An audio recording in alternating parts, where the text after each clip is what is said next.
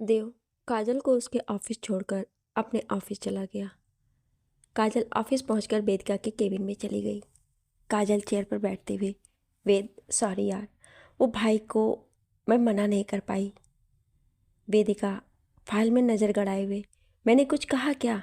फिर सफाई क्यों दे रही है? काजल, तू नाराज़ तो नहीं है ना? तू बिना कुछ बोले चली आई। वेदिका, नहीं यार, वो तेरे भाई हैं और उन्होंने तुझे ड्रॉप कर दिया, इससे मैं क्यों नाराज़ होने लगी? अब ये सब छोड़ और काका से एक कप कड़क चाय भिजवा, फिर हमें इवेंट लोकेशन पर भी पहुंचना है। कुछ देर बाद वो दोनों क्रू मेंबर्स के साथ लोकेशन पर पहुंच गईं, जहां वेडिंग एनिवर्सरी पार्टी होने वाली थी। वेदिका ने पूरी जगह घूम कर देखी, फिर उसने क्रू मेंबर्स को सारा काम समझाकर उन्हें काम से लगा दिया और खुद भी देखने लगी। इसी में शाम हो गई और क्रू मेंबर्स को वापस भेज वो दोनों भी ऑफिस के लिए निकल गईं। उसके बाद दोनों निकलने को हुई कि देव की कार सामने आकर रुकी। उसने वेदिका को इग्नोर करते हुए काजल को गाड़ी में बैठने के लिए कहा तो वेदिका स्कूटी से आगे निकल गई। उसे कहीं ना कहीं बुरा लग रहा था, पर वो कहती भी तो किससे। काजल भी मन मारकर देव की गाड़ी में बैठ गई। काजल, भाई आप क्यों परेशान हुए? मैं आ जाती ना वेद के साथ। उसे बुरा लग रहा होगा, हम दोनों कहीं भी जाते हैं तो एक साथ ही जाते हैं। देव, पर अब से मैं ही तुम्हें छोड़ने और लेने आया जाया करूँगा, और कल की छुट्टी कर लेना, कल माँ ने घर में पूजा रखी है। काजल, ओके भाई। वेदिका उतरा हुआ चेहरा लिए घर पहुंची। सुमन जी उसके चेहरे को देखते हुए, क्या हुआ, आज काम ज़्यादा था क्या? पर काम की वजह से तो मैंने कभी तुम्हारे चेहरे पर शिकन तक नहीं देखी। फिर क्या हुआ, किसी से मारपीट करके आई हो? संजय जी, क्या सुमन, तुम क्या मेरी बेटी को लड़ाकू समझती हो क्या? वेद बेटा बताओ क्या हुआ? वेदिका अपने पापा के पैरों के पास बैठती हुई, कुछ नहीं पापा, बस थकान है। आप बताइए, आपने खड़े होने की कोशिश की? सुमन जी, तुम्हारे पापा सुनते कहाँ हैं किसी की? वेदिका, पापा गलत बात है, मैं अभी आती हूँ फ्रेश होकर, उसके बाद आपको चलने में हेल्प करती हूँ।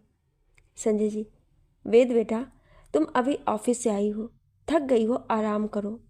वेदिका, पापा जब आप ऑफिस से थके हुए आते थे तब क्या किया? आप भी तो मेरे लिए घोड़ा बनकर मुझे घुमाते थे, मेरे साथ खेलते थे, तब आपने आराम करने का क्यों नहीं सोचा? तो मैं कैसे सोच सकती हूँ? अच्छा, अब बातें बहुत हो गई है, मैं बस यूं गई और यूं आई। संजय जी उसको जाते देखकर, सुमन, मैंने पिछले जन्म में जरूर कोई पुण्य किया होगा, जो वेद जैसी बेटी भगवान ने हमें दी है। सुमन जी, हमारी वेद तो लाखों में एक है, पता नहीं हमारा अनु क्यों ऐसा निकला जो माँ बाप और बहन को बोझ समझ छोड़ गया। उनकी आंखों से आंसू छलक आए। वेदिका नीचे आकर पहले अपने पापा के पैरों में अच्छे से मसाज करी, तब तक सुमन जी चाय लेकर आ गई। सबने चाय पी और वेद और सुमन जी ने मिलकर संजय जी को चलने में हेल्प की। संजय जी थोड़ा चलने के बाद ही थक गए तो वेद ने उन्हें सोफे पर बैठा दिया और व्हील चेयर को स्टोर रूम में रखाई। वेदिका, पापा अब आप व्हील चेयर का सहारा बिल्कुल नहीं लेंगे, अब से आपको मैं दोनों टाइम थोड़ा थोड़ा चलवाऊंगी। सुमन जी हंसते हुए, और सुबह लेट कौन उठेगा? वेदिका, जब तक पापा पूरी तरह से बिना किसी सहारे के चल नहीं लेते तब तक सुबह जल्दी उठकर पापा को मैं हेल्प करूंगी। कुछ देर बाद उन लोगों ने डिनर किया और वहीं बैठे बातें करने लगे। तभी किसी ने बेल बजाई तो सुमन जी ने जाकर गेट खोला तो सामने सुरेखा जी खड़ी थी। अरे सुरेखा, आओ ना, बाहर क्यों खड़ी हो?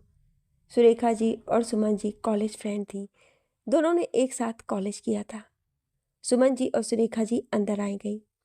सुरेखा जी, और भाई साहब कैसे हैं आप? संजय जी, अरे सुरेखा तुम? भाई मैं तो बिल्कुल ठीक हूँ, पर तुम यहाँ कैसे? सुरेखा जी, अब आप मेरे भैया के जिगरी दोस्त हैं तो सुमन और मैं भी पक्की सहेलियाँ हैं, और फिर यहाँ आना हुआ क्योंकि कल मैंने अपने घर गृह प्रवेश पूजा रखी है, तो बस आप लोगों को इनवाइट करने आ गई। कल का लंच हमारे घर करना आप सब। और तुम्हारी वेद कहाँ है? वो छोटी थी तब देखा था, उसके बाद से तो यहाँ आना ही नहीं हो पाया। तभी सुमन जी ने वेद को आवाज़ लगा दी और वेद सीढ़ियों से कूदते फांदते आ पहुंची। वेदिका अपने फ़ोन में घुसी हुई, हाँ मम्मा, आपने बुलाया? सुरेखा जी, सुमन, तुम्हारी वेद बेहद खूबसूरत है, जितना मैंने सोचा था उससे कहीं ज़्यादा। उनकी आवाज़ सुन वेद ने मोबाइल से नज़र हटाई और झट से फ़ोन बंद कर दिया। वेदिका सुरेखा जी के पैर छूते हुए, नमस्ते आंटी, ओ सॉरी, मैंने आपको देखा नहीं था। तो सुरेखा जी, कोई बात नहीं बेटा, मैं तुम्हारी मम्मा जैसी नहीं हूँ। अच्छा सुमन, अब मैं चलती हूँ, तुम कल सबको साथ लेकर ज़रूर आना। सुमन, अरे ऐसे कैसे, बिना चाय नाश्ते की जा रही हो? सुरेखा जी, अब तो मैं यहीं तुम्हारे घर के सामने हूँ, जब चाहे चाय नाश्ता करवा देना, पर अभी बहुत काम है। वेदिका सुरेखा जी के जाने के बाद, मम्मा, आप और आंटी बेस्ट फ्रेंड थे क्या? आपने कभी बताया नहीं। संजय जी, हाँ बेटा, ये हमारी जूनियर थी, हम एक ही कॉलेज में पढ़े थे। काजू के पापा और मैं दोनों क्लासमेट थे, पर हमारी कभी बनी ही नहीं एक दूसरे से। वेदिका, क्यों क्यों नहीं बनी आपकी एक दूसरे से? आप दोनों तो तब भी पड़ोसी थे। तो संजय जी, हाँ, पड़ोसी होने के बाद भी नहीं बनी कभी हमारी। हम दोनों एक दूसरे के कॉम्पिटिटर थे, कभी वो बाजी मार जाता तो कभी मैं, और वो हमेशा इस बात से चिढ़ जाता। वेदिका, वाओ, मुझे तो ये सब पता ही नहीं था। पर जब आप और मम्मा सीनियर जूनियर थे तो आप दोनों एक दूसरे को शादी से पहले से जानते थे। सुमन जी, वेद जाओ, सो जाओ, फिर तुम्हें सुबह जल्दी उठना है पापा के लिए। वेदिका, मम्मा प्लीज़, पापा आप मुझे शॉर्टकट में ही बता दीजिए, मुझे भी जानना है आप और मम्मा कैसे मिले।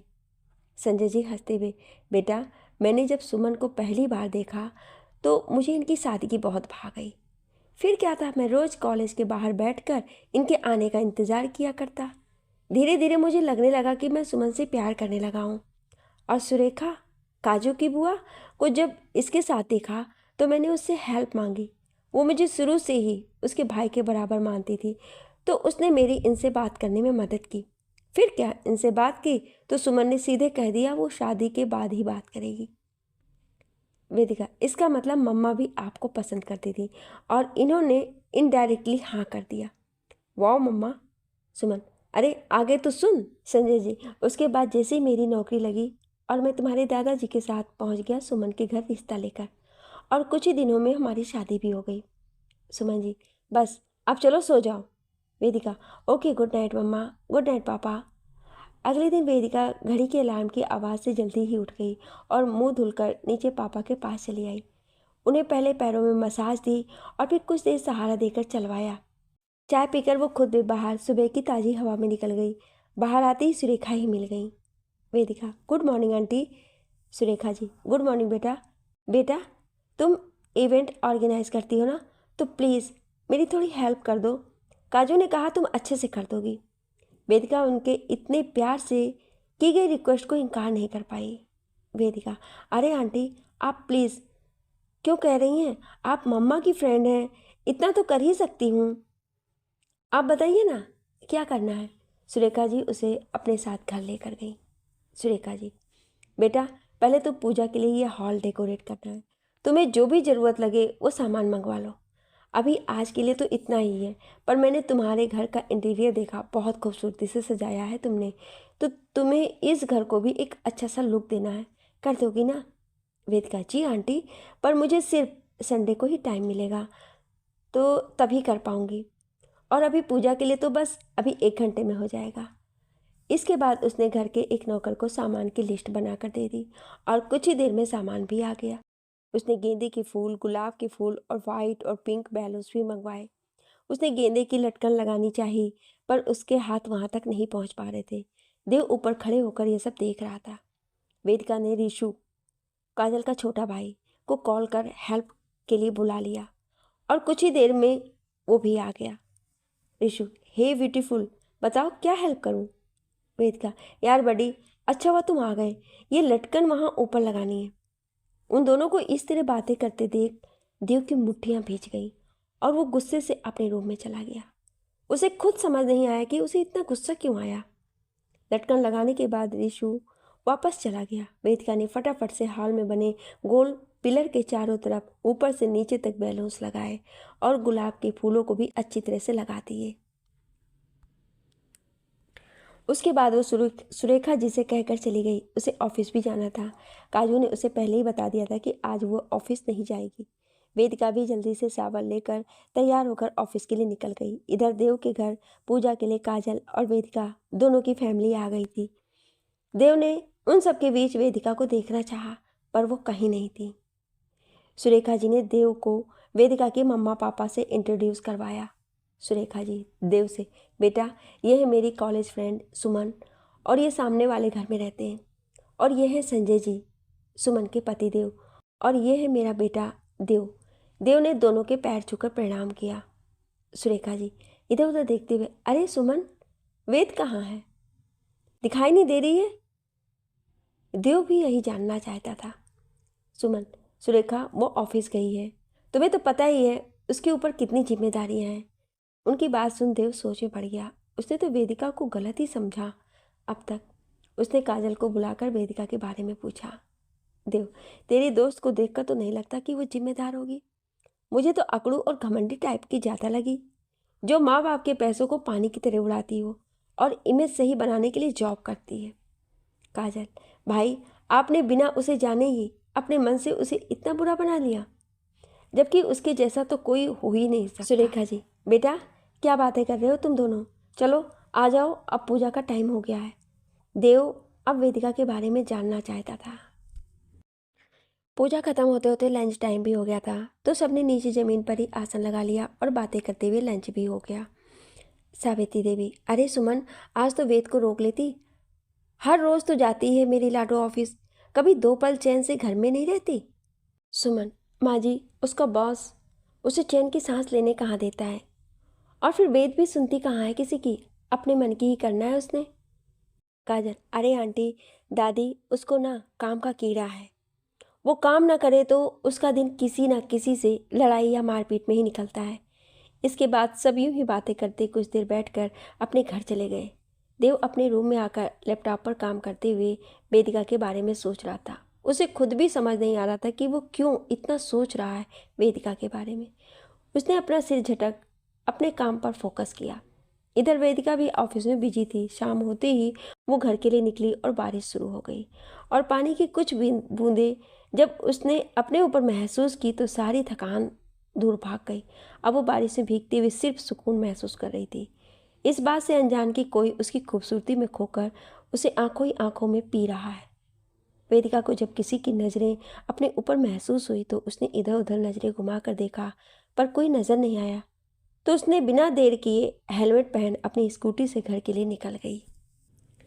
वेदिका स्कूटी घर के बाहर रोकते हुए, पप्पा आज मम्मा की डांट से बचा लेना प्लीज़। देव अपनी बालकनी से उसकी हरकत पर मुस्कुरा उठा, पर जब उसकी नज़र वेदिका के कपड़ों पर गई जो गीले होने की वजह से उसके बदन से चिपक गए थे, तो उसने अपनी नज़रें फेर ली। इसके बाद वेदिका अंदर चली गई, पर देव वही बालकनी में बैठा रहा। सुमन जी, वेद कितनी बार कहा है बारिश से मत भीगा करो, पर ये लड़की हमेशा अपनी मनमानी करती है।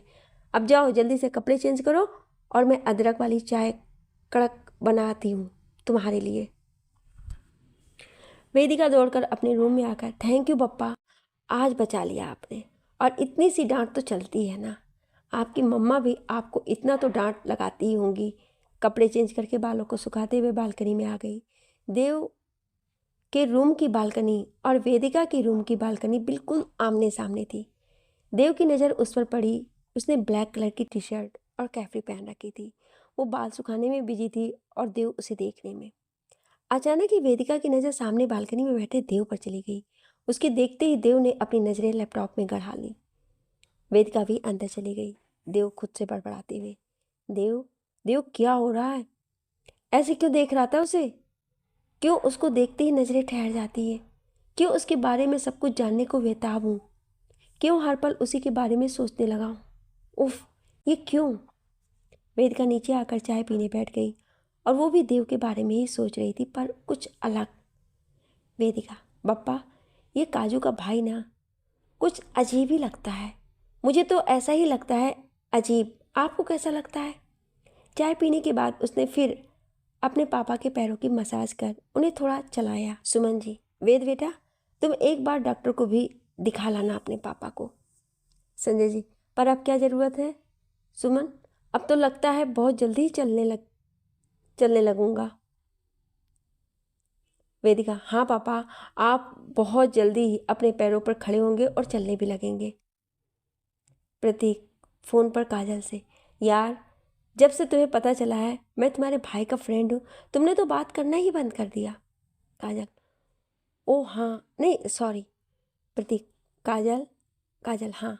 प्रतीक, Kajal I like you, actually I love you, वो भी तब से जब से तुम्हें पार्टी में देखा।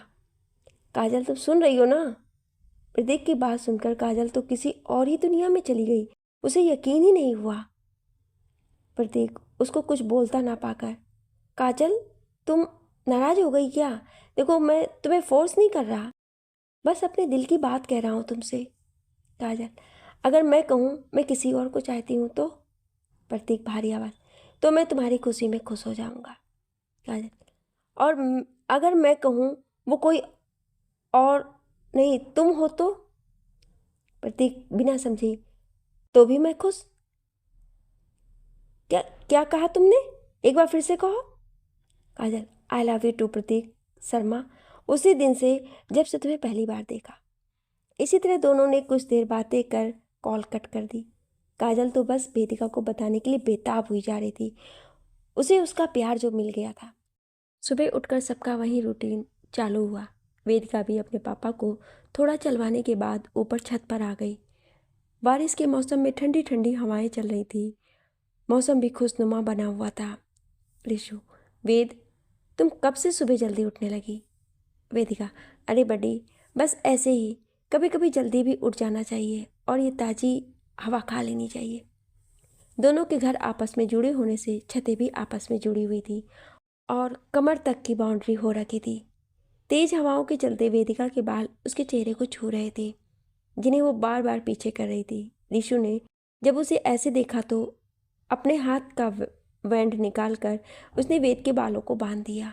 और ये सब देव अपने जिम रूम जो छत पर था और कांच की दीवारों से बना था, जिसमें वो बाहर को देख सकता था, पर बाहर वाले उसे नहीं, वहाँ से देख रहा था।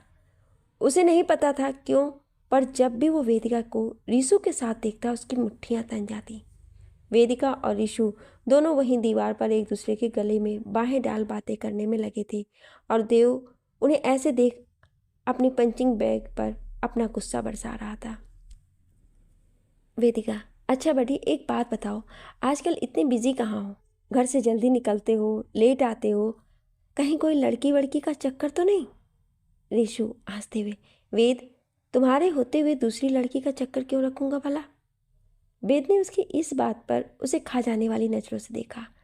अच्छा सॉरी, मजाक कर रहा था यार, पार्ट टाइम जॉब कर रहा हूँ, अब इतना तो कर ही सकता हूँ ना अपनी फैमिली के लिए। वेदिका, फिर तुम्हारी पढ़ाई डिस्टर्ब होगी, उसका क्या? ऋषु, वो सब मैनेज हो ही जाता है। और तुम बताओ, सब ठीक चल रहा है ना? आजकल काजू तो देव भाई के साथ आती जाती है, तो तुम आते टाइम तो अंधेरा हो जाता होगा। वेदिका, हाँ, ये तुम्हारे अकड़ू भाई मेरी काजू को भी छीन लिया इन्होंने, पता नहीं अपने आप को कौन सी तोप समझते हैं। और बड़ी यार, जब से अकेले आ रही हूँ ना, लगता है किसी की नज़रें मेरी पीछा करती रहती हैं। ऋषु गुस्से से, तुम पागल हो, इस बात को कितने दिनों हो गए तुमने अभी तक बड़ी को बताना जरूरी नहीं समझा? वेदिका उसके हाथ पकड़कर, बड़ी बड़ी रिलैक्स यार, तुम बिजी थे, मिलते ही नहीं थे तो कैसे बताती? और फिर हो सकता है मेरा वहम हो, क्योंकि मैंने जब भी अपने आसपास देखा कोई नजर नहीं आया। ऋषु उसको साइड हक करते हुए, सॉरी यार, तुम पर गुस्सा निकाल दिया, पर अब से ऑफिस से निकलने से पहले मुझे कॉल कर लेना, मैं आ जाऊंगा और तुम मना नहीं करोगी इसके लिए, ओके? वेदिका मुस्कुराते हुए, okay and thank you buddy, एक तुम ही तो हो जिसे अपनी बातें शेयर कर पाती हूँ। ऋषु, अपना थैंक यू किसी और के लिए बचा के रखो, मुझे ज़रूरत नहीं है, और अब जाओ, ऑफिस के लिए लेट हो जाओगी। देव अब भी वहीं से उन दोनों को गुस्से से ही देख पंचिंग बैग पर मुक्के मार रहा था। वेदिका अपने रूम में आकर ऑफिस के लिए रेडी हो गई और ब्रेकफास्ट करके ऑफिस के लिए निकल गई। काजल को भी देव उसके ऑफिस छोड़ अपने ऑफिस निकल गया। काजल ऑफिस पहुंचकर सीधा वेदिका के केबिन में गई और उसे गोल घुमाते हुए, काजल, वेद वेद, आई एम सो हैप्पी। वेदिका, काजू, ये ऑफिस है, हमारा घर नहीं। जो इतना शोर कर रही हो, अब शांति से बैठो और बताओ क्या बात है जो इतना उछल रही हो। वेदिका के कहने से काजल चुप होकर बैठ गई और अपनी खुशी जाहिर करने का उतावलापन उसके चेहरे से साफ झलक रहा था। काजल खुशी से वेदिका को गले लगाते हुए, वेद, हम दोनों ने अपना लव कन्फेस कर लिया and I am so so happy. Finally मुझे प्यार मिल गया। तो चुप क्यों है, कुछ बोलना। वेदिका उसे घूरते हुए, तू अपनी बकबक बंद करेगी तब तो कुछ बोलूँगी ना। और ये सब क्या बकवास की जा रही है, लव कॉन्फिडेंस एंड ऑल। काजल मुंह बनाते हुए, वेद यार, तुझे 2 सेकंड नहीं लगे ना इसको बकवास बोलने में। और मैं और प्रतीक एक दूसरे को प्यार करते हैं, और उस दिन से, जिस दिन हम दोनों ने एक दूसरे को पहली बार देखा, यू नो, पहली नज़र वाला प्यार, और तू उसे बकवास कह रही है। जब तुझे प्यार होगा ना तब बताऊंगी मैं तुझे। वेदिका, ओके सॉरी यार, पर तू प्रतीक को जानती ही कितना है। अभी कितने दिन हुए तुम्हें एक दूसरे को जानते हुए। अगर वो फेक निकला तो तब क्या करेगी।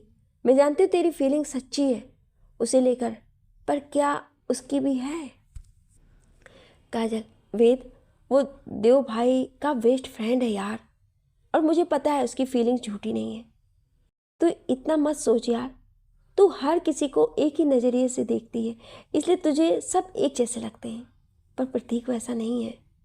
वेदिका, आई होप कि तू जैसा कह रही है वो वैसा ही हो और मेरा सोचना गलत हो। मैं बस तुम्हारी खुशी चाहती हूँ और कुछ नहीं। अब चलो, एक इवेंट के लिए जाना है, वरना बॉस खुद आ जाएंगे बताने के लिए।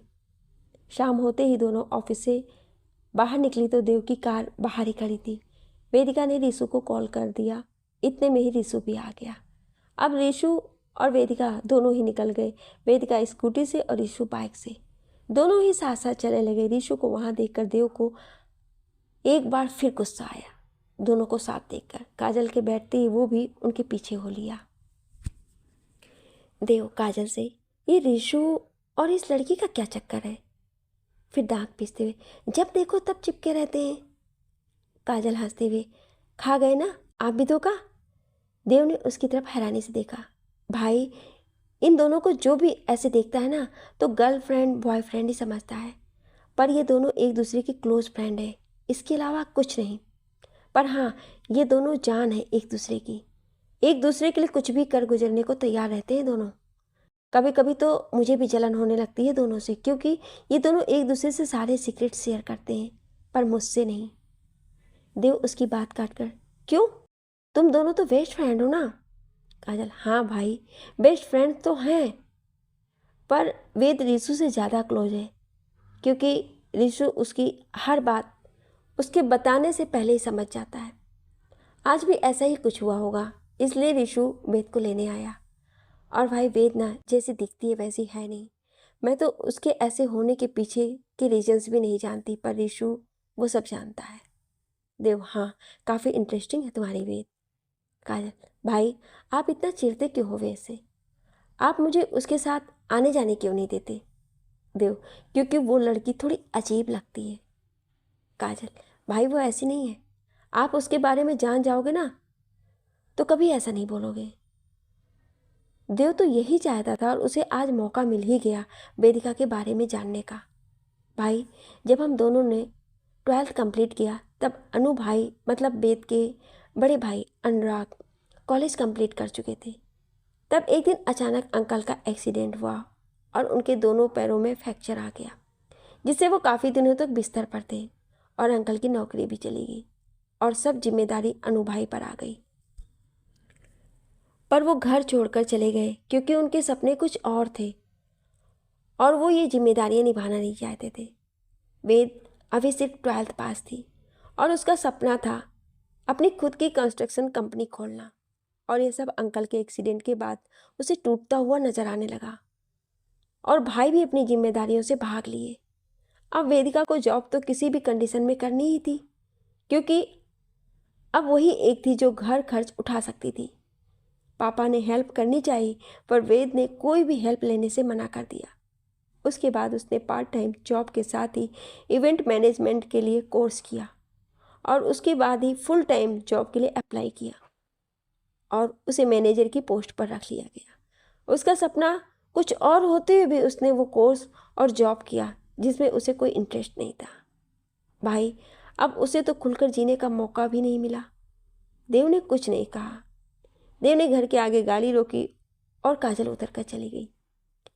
वेद भी घर जाकर पहले पापा की मसाज कर थोड़ा सा चलवा कर अपने रूम में आ गई और फ्रेश होकर नीचे से चाय लाकर बालकनी में आकर बैठ गई। देव भी अपने रूम में आकर काजल की कही हुई बातों के बारे में सोच में डूब गया। अपने रूम से देव की नजरें बालकनी में बैठी वेदिका पर चली गई, जो आराम से बैठकर चाय पीने में व्यस्त थी। उसके हवा से उड़ते घुंघराले बाल उसको और भी खूबसूरत बना रहे थे। देव को ना जाने क्या सूझा, उसने अपने फ़ोन से वेदिका का एक फ़ोटो खींच लिया। हाँ, लगता है देव बाबू प्यार में है, लेकिन इन्हें तो इस बात की खबर ही नहीं। आप सबको क्या लगता है, ये प्यार है या कुछ और? अगले दिन संडे था और घर पर सब लोग थे। वेद भी आज सुबह आराम से उठी। उसे सुरेखा जी की बात याद ही नहीं थी, पर सुरेखा जी को तो याद थी। उन्होंने सुमन जी से पहले ही बात कर ली थी। फिर आज तो काजल भी उनकी हेल्प के लिए थी। सुमन जी ने वेदिका को उठाया, पर वेदिका 5 मिनट कहकर फिर मुंह ढककर सो जाती है। इतने में ही काजल भी आ गई और उसे उठाने लगी और ना उठने पर उसे गुदगुदी करने लगी। वेद यार उठना, बुआ के घर को डेकोरेट भी करना है। अब वेद को मन मारकर उठना ही पड़ा। उसके बाद रेडी होकर वो सबसे पहले अपनी जान मतलब कि सावित्री देवी से मिलकर आई। फिर ब्रेकफास्ट करके काजल के साथ देव के घर आ गई। सबसे पहले उसने हॉल को सेट किया, जिसमें उसने राधा कृष्ण की बड़ी सी पेंटिंग लगाई। एक तरफ साइड टेबल पर बुद्धा की मूर्ति रखी और कुछ इंडोर प्लांट्स लगवाए। उसके बाद उसने सुरेखा जी के रूम की ओर रुख किया, जिसमें डबल बेड, एक अलमीरा और एक ड्रेसिंग टेबल के अलावा साइड टेबल था। रूम में बड़ी सी विंडो थी और छोटी बालकनी। वेद ने उनके रूम में भी कुछ छोटे छोटे प्लांट्स लगाए। उसने दीवारों का कलर चेंज ना कर कलरफुल वॉल स्टिकर लगाए। इसके बाद रूम के हिसाब से ही पर्दे भी अरेंज कर लगाए। बेड के पीछे वाली वॉल पर सुरेखा जी और राम जी के कुछ फोटोज़ लगाए, जो काजल ने अरेंज किए थे। कुछ रोज की महक वाले कैंडल भी लगाए और बालकनी में मल्टी कलर विंड चाइम लगाए, जो कि सुरेखा जी की बहुत ही पसंद आया। इसके बाद देव का रूम बचा था और वेदिका को उसके रूम में बिना उसकी परमिशन के जाना अच्छा नहीं लग रहा था, तो सुरेखा जी उसे अपने साथ देव के रूम में लेकर गईं। पर रूम में कोई नहीं होता है तो वेदिका चैन की सांस लेती है। वेदिका मन में, उफ, अच्छा हुआ वो अकड़ू घमंडी इंसान यहाँ नहीं है। सुरेखा जी, वेद बेटा, देव तो है नहीं, अब तुम इस रूम को भी अपने हिसाब से ही डेकोरेट कर दो। मैं लंच का इंतजाम करके आती हूँ, तुम दोनों यहीं लंच कर लेना। वेदिका, नहीं आंटी, इसकी कोई ज़रूरत नहीं है, आप क्यों? सुरेखा जी उसकी बात काट कर, तुम उस दिन भी नहीं आई थी और अब आज तुम ऐसे नहीं जा सकती। लंच तो तुम्हें यहीं करना है। काजल, हाँ वेद, बुआ इतने प्यार से कह रही है तो मान जाओ ना। वेदिका आप चाह कर भी इनकार नहीं कर पाती है और वो लंच के लिए हाँ कह देती है। सुरेखा जी मुस्कुराती हुए वहाँ से चली जाती है। काजल और वेदिका दोनों रूम को डेकोरेट करने में लग जाती हैं। रूम में एक तरफ देव की बड़ी सी तस्वीर नीचे ही दीवार से टिका कर रखी हुई थी, जिसमें देव कार के बोनट पर हाथ में गिटार लिए बैठा था। वेदिका कुछ पल उस तस्वीर को देखती रही। वेदिका काजल से, काजू, ये मिस्टर खड़ूस मिस्टर दीक्षित को गिटार बजाना भी आता है या बस फोटो पोज देने के लिए? इतना कहकर वो पलटी ही थी कि काजल वहाँ नहीं थी और देव खड़ा उसे ही घूर रहा था। वेदिका उसके बगल से निकल कर जाने लगी तो देव ने पीछे से उसका हाथ पकड़ अपने करीब खींच लिया। दोनों के दिल की धड़कन तेज हो गई थी।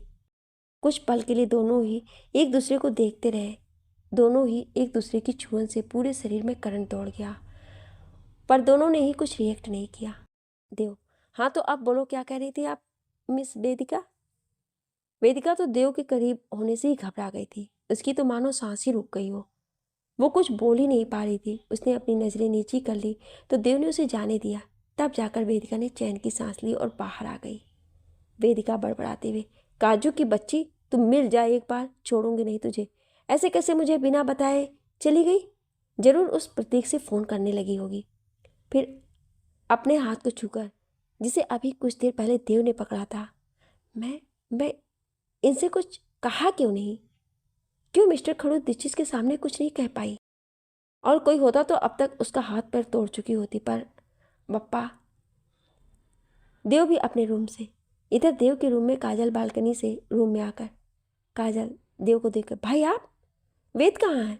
अभी तो यहीं थी। काजल मन में, काजू आज तो तुझे वेद से कोई नहीं बचा पाएगा। भाई मैं देख कर आती हूँ उसे। इधर वेदिका नाखून चबाते हुए बड़बड़ कर रही थी। वेदिका, बप्पा पहले रूम ऑर्गेनाइज हो जाने देते, फिर इन मिस्टर खड़ूस की एंट्री करवाते ना। अब कैसे करूँगी? मैं आंटी को मना भी नहीं कर पाऊँगी। बप्पा अब आप ही कुछ करो ना। तभी सामने से काजल आते हुए, वेद चलना, तो यहाँ क्या कर रही है? वेदिका उसे घूरते हुए, पहले तू ये बता, तू कहाँ गायब हो गई थी? बता कर नहीं जा सकती थी? जब देखो तब उस प्रतीक से फ़ोन पर लगी रहती है। काजल उसके गले में बाहें डालते हुए, अरे मेरी झांसी की रानी, अब बस भी करो, कितना सुनाओगी यार? और मैं तो वहीं बालकनी में ही थी, तूने देखा ही नहीं, तो मेरी क्या गलती? वेदिका, अच्छा चल ठीक है, अब रूम ऑर्गेनाइज करने में हेल्प करो और पहले अपने भाई को रूम से बाहर करो। काजल, वेद भाई को उन्हीं के रूम से बाहर कैसे करूं? यार तू चल ना, भाई अपने आप बाहर आ जाएंगे, और फिर अगर वो वहीं रहते हैं तो वो अपने हिसाब से सब बता देंगे, तो तुम्हें थोड़ी कम मेहनत करनी पड़ेगी। अब वेदिका को काजल की बात सही लगी तो उसने रूम में जाना ही सही समझा। देव रूम में बैठा लैपटॉप पर कुछ काम कर रहा था। वो दोनों रूम में पहुंची तो देव उठकर बालकनी में चला गया। वेदिका मन में, थैंक यू बप्पा, पर इतने बुरे भी नहीं है ये मिस्टर खड़ूस दीक्षित।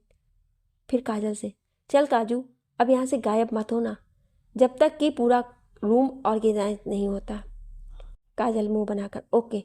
इसके बाद दोनों ने सबसे पहले देव की बड़ी सी तस्वीर को उसके बेड के पीछे वाली वॉल पर फिक्स किया। वेदिका ने फिर एक नज़र उस तस्वीर को देखा और दूसरी चीज़ों को सेट करने लगी। रूम को उसने सिंपल ही रहने दिया था, बस रूम के हिसाब से पर्दे येलो और वाइट लगाए, क्योंकि देव के रूम में सब येलो और वाइट ही था। वाइट कलर के ही प्लांटर्स में कुछ इंडोर प्लांट्स भी लगाए थे। सेट होने के बाद पूरा रूम बहुत ही सुंदर लग रहा था। देव की नज़र लैपटॉप पर कम और वेदिका पर ज़्यादा थी, जो बिना मेकअप के भी बहुत सुंदर लग रही थी और अपने घुंघराले बालों को चेहरे पर आने पर परेशान हो रही थी। देव मन में, पता नहीं क्यों, पर तुम्हें देखकर दिल को सुकून मिलता है। मन करता है बस तुम्हें ही देखूं, तुम्हें और करीब से जानूं। तुम बाकियों जैसी नहीं लगती हो। देव अपनी सोच से बाहर आया तो देखा वेदिका और काजल दोनों ही रूम से जा चुकी थी। अब देव भी बालकनी से उठकर रूम में आ गया। उसने रूम को देखा, बिल्कुल सिंपल था पर खूबसूरत और अट्रैक्टिव लग रहा था। देव को भी रूम ऐसा ही पसंद था। काजल और वेदिका नीचे पहुंची तो सुरेखा जी ने तब तक लंच रेडी करवा दिया था और वो उन लोगों को बुलाने ऊपर देव के रूम में ही जाने वाली थी। सुरेखा जी, अरे तुम दोनों आ गई? मैं आ ही रही थी, चलो लंच रेडी है, तुम दोनों बैठो, मैं देव को बुला लेती हूँ। काजल, बुआ आप रुकिए, भाई को मैं लेकर आती हूँ।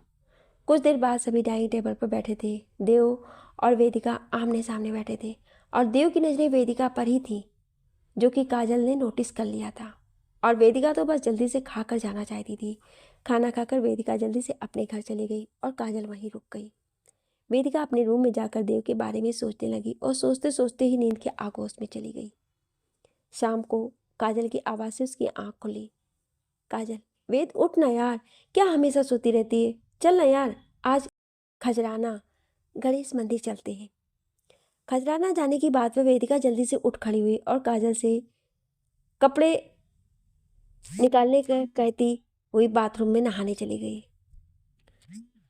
काजल ने अलमारी से डार्क ग्रीन कलर का अनारकली ड्रेस निकाला, जो काजल ने वेदिका को गिफ्ट किया था, पर वेदिका ने अब तक एक बार भी नहीं पहना था, क्योंकि वेदिका ऐसे कपड़ों में कंफर्ट फील नहीं करती है। पर आज उसने देव की आंखों में वेदिका लिए कुछ तो नजर आया था और इसीलिए आज वो दोनों को मंदिर साथ में लेकर जाना चाहती थी। इधर देव भी काजल के कहने पर मंदिर जाने को रेडी हो रहा था। उसने प्रतीक को भी कॉल कर रेडी रहने को कह दिया। वेदिका नहा कर आई और बेड पर रखे ड्रेस को देखा, फिर काजल को। काजल, यार वेद प्लीज़, मैंने तुझे इतने प्यार से दिया और तूने इसे अब तक एक बार भी नहीं पहना, पर आज तुझे मेरी खातिर पहनना ही होगा, नहीं तो मैं भी तेरे दिए हुए गिफ्ट तुझे वापस लौटा दूंगी। वेदिका उसे घूरते हुए, ये तेरा इमोशनल ड्रामा ना हमेशा का ही है, नौटंकी कहेंगी। पर काजू तू जानती है ना, मैं नहीं संभाल पाऊंगी इसे, और पता नहीं मैं कैसे लगूंगी इसे पहनकर। काजल, मैं कुछ नहीं सुनूंगी, तुझे यही पहनना पड़ेगा। अब वेदिका को काजल के कहने पर वो ड्रेस पहनना ही पड़ा। जब वो तैयार हुई तो कुछ पल के लिए तो काजल भी अपनी नज़रें उस पर से नहीं हटा पाई। वेदिका काजल को ऐसे देखते पाकर, काजू यार ऐसे मत देख मुझे, पहले बता कैसी लग रही हूँ, नहीं तो चेंज कर रही हूँ। काजल उसकी बात सुन, यार वेद, अगर मैं लड़का होती ना, कसम से आज ही तुझे प्रपोज कर देती। यार सच्ची तू ना बड़ी जानलेवा लग रही है, बोले तो एकदम झक्कास। वेदिका, चल इतनी भी तारीफ मत कर, मुझे हजम नहीं होगी। और अब चल, वैसे भी बहुत लेट हो गया, और ऋषु चलेगा या नहीं साथ में। काजल, ऋषु तो अपने फ्रेंड्स के साथ गया है, वो नहीं आ पाएगा, पर कोई और है जो अपने साथ चलने को तैयार है। वेदिका, यार तू ना ये गोल गोल बातें मत किया कर, सीधे बता कौन चल रहा है। काजल, अरे मेरी जान, तू चल तो सही, सब पता चल जाएगा। दोनों नीचे आ गई तो सुमन जी और संजय जी दोनों भी आप अलग वेदिका को निहारते रहे, क्योंकि उन्होंने पहली बार वेदिका को ऐसे कपड़ों में देखा। सुमन जी ने आगे बढ़कर वेदिका को कान के पीछे काजल का टीका लगाकर उसके माथे को चूम लिया। सुमन जी, कितनी सुंदर लग रही मेरी वेद, तू हमेशा ऐसे ही कपड़े पहना कर अच्छी लगती है। उनकी बात सुन वेदिका ने बुरा सा मुंह बनाया तो सब हंसने लगे। संजय जी, मेरी वेद तो हर रोज सुंदर लगती है, उसका दिल जो साफ है। वेदिका मुस्कुराकर, ओके मम्मा पापा, हम लोग मंदिर जा रहे हैं, जल्दी आ जाएंगे। दोनों बाहर निकली तो देव गाड़ी में ही बैठा था। उसने जब वेदिका को देखा तो देखते ही रह गया, उसका दिल जोर के धड़क उठा। उसने देखा वेदिका ने डार्क ग्रीन अनारकली ड्रेस पहन रखा था। उसके घुंघराले काले बाल जो कमर से थोड़े ऊपर तक थे, जिन्हें उसने खुला ही रहने दिया। बड़ी बड़ी काली आंखों में काजल, होठों पर लाइट पिंक लिपस्टिक, कानों में छोटे छोटे बूंदे पहनकर बहुत ही सुंदर लग रही थी। देव तो उस पर से नजरें ही नहीं हटाता, अगर काजल ने आकर उसे आवाज ना दी होती। देव वेदिका को देख ऐसे खोया कि उसे पता ही नहीं चला काजल कब से सामने खड़े होकर उसे आवाज लगा रही है। काजल, भाई भाई, मैं कब से आवाज दे रही हूँ आपको, पर आप तो कहीं और ही खोए हुए हो। देव झेपते हुए, हाँ हाँ, नहीं नहीं, तुम बताओ क्या कह रही थी। काजल, भाई गेट लॉक है, खोलिए तो सही। वेदिका अब तक खामोश ही खड़ी थी। उसने अब तक देव से बात नहीं की थी, और आज ऐसे देव की गाड़ी में जाना उसे कुछ अच्छा नहीं लग रहा था। वेदिका, काजू तू जा, मैं स्कूटी से आती हूँ। देव को वेदिका की बात सुनकर गुस्सा तो आया, पर उसने कुछ कहा नहीं। काजल गुस्से से, वेद यार, अब तुझे क्या हुआ, हम साथ ही जा रहे थे ना, अब तुझे स्कूटी से क्यों जाना है। भाई आप कहिए ना इससे, शायद आपकी बात मान ले। काजल की बात सुन देव ने वेदिका से साथ ही चलने के लिए कहा तो वेदिका उसे इनकार नहीं कर पाई। तभी सुरेखा जी देव को आवाज़ लगाते हुए बाहर आई। सुरेखा जी, देव, वो मैं कह रही थी कि, इतना कहती ही उनकी नज़र वेदिका पर पड़ी तो उसे भी प्यार से निहारती रही। फिर उसके पास जाकर आंखों से थोड़ा सा काजल निकाल उसके कान के पीछे लगाते हुए, बहुत सुंदर लग रही हो, किसी की नज़र ना लगे। उनकी बात सुन वेदिका के चेहरे पर मुस्कान आ गई, और उसकी मुस्कान देख देव भी मुस्कुरा दिया। और ये देव की ये मुस्कान काजल के साथ साथ सुरेखा जी ने भी नोटिस की, और वो दोनों भी मुस्कुरा दी। इसके बाद काजल आगे फ्रंट सीट पर बैठ गई और वेदिका पीछे। देव ने मिरर से एक बार फिर वेदिका को देखा, जो बाहर की ओर देख रही थी, और गाड़ी स्टार्ट कर दी। सुरेखा जी भी उनके पीछे से सुमन जी से मिलने चली गई, क्योंकि सुरेखा जी इतनी व्यस्त हो गई थी कि अपने कॉलेज की बेस्ट फ्रेंड से अच्छे से मिल नहीं पाई। तो आज उनके पास वक्त भी था, तो वो मौका गंवाना नहीं चाहती थी। सुमन जी सुरेखा जी को देख मुस्कुराकर, अरे सुरेखा, आखिर तुम्हें फुर्सत मिल ही गई। सुरेखा जी हंसते हुए, अरे अब आई हूँ तो क्या अंदर भी नहीं बुलाओगी, या यहीं से भगा दोगी। सुमन जी, अरे तुम तो बिना परमिशन से कभी भी यहाँ आ सकती हो, वैसे आज कैसे फुर्सत मिल गई तुम्हें।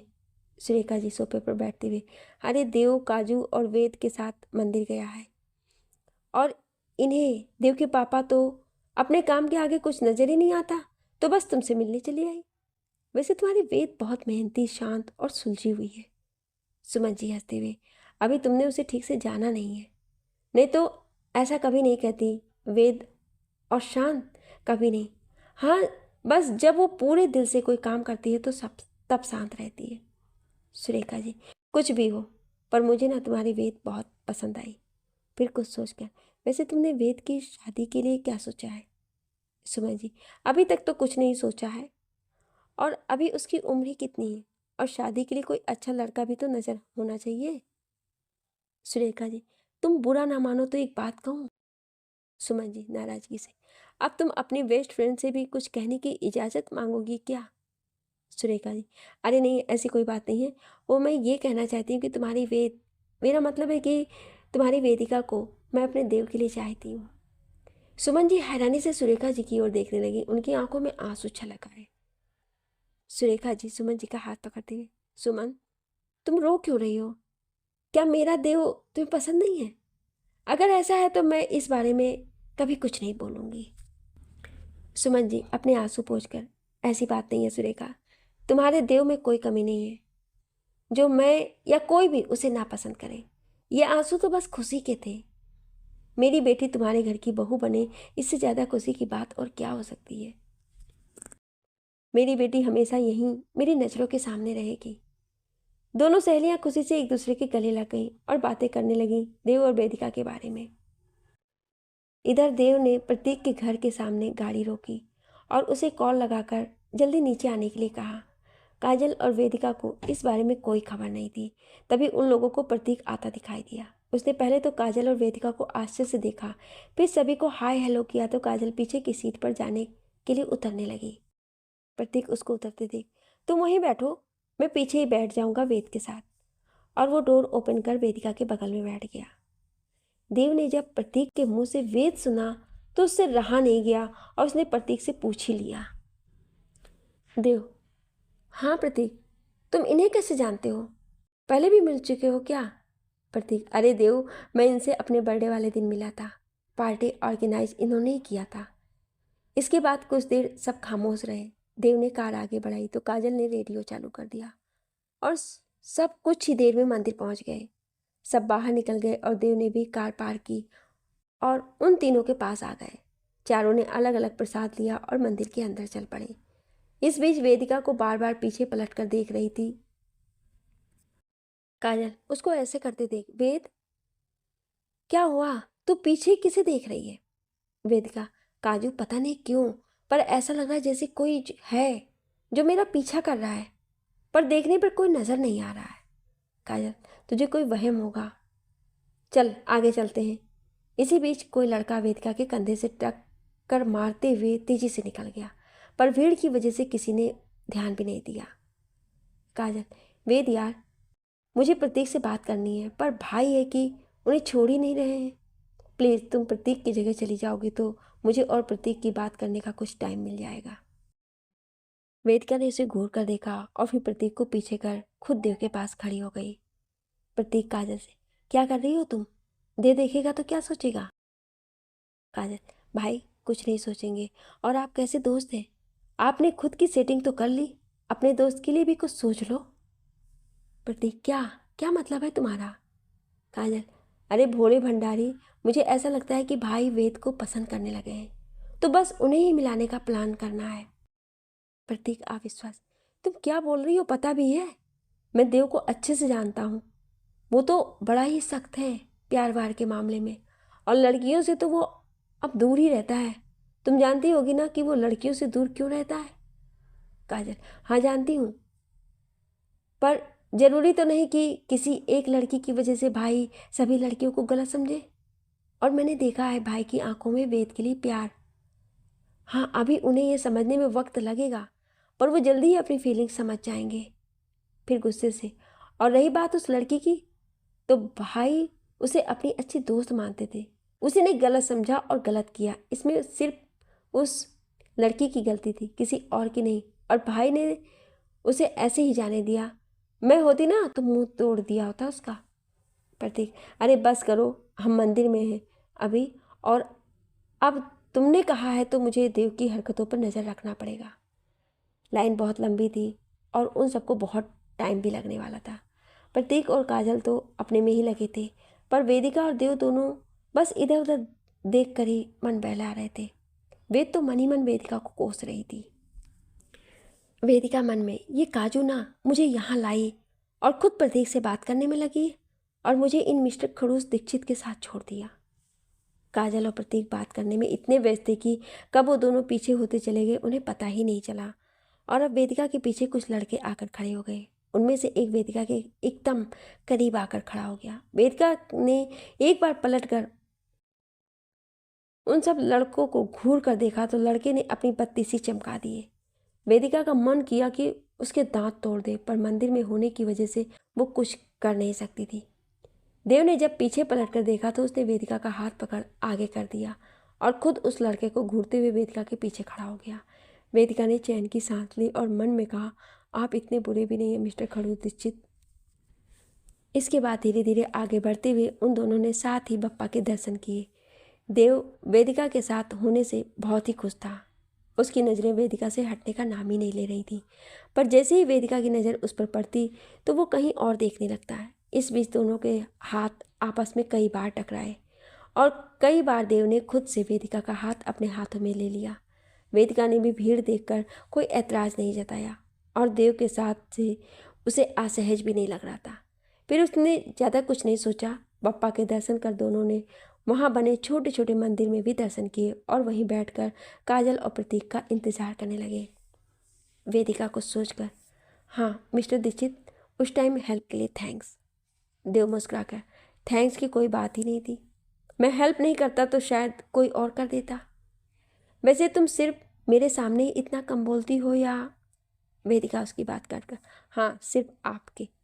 इतना बोलते ही उसने देव की तरफ देखा जो उसे मुस्कुराते हुए देख रहा था, तो उसने अपनी नज़रें दूसरी तरफ घुमा ली। काजल और प्रतीक भी जैसे तैसे करके दर्शन कर बाहर निकले तो देव और वेदिका सामने ही बैठे दिख गए। अब दोनों ही उनके पास जा पहुँचे। चारों ने वहीं बैठ कुछ सेल्फी ली, आड़े टेढ़े पोज दिए। प्रतीक भी अब देव को देख रहा था। काफ़ी टाइम बाद उसने देव को ऐसे खुश होते हुए देखा और देव को ऐसे देख वो भी खुश था। इसके बाद वो चारों घर के लिए निकल गए।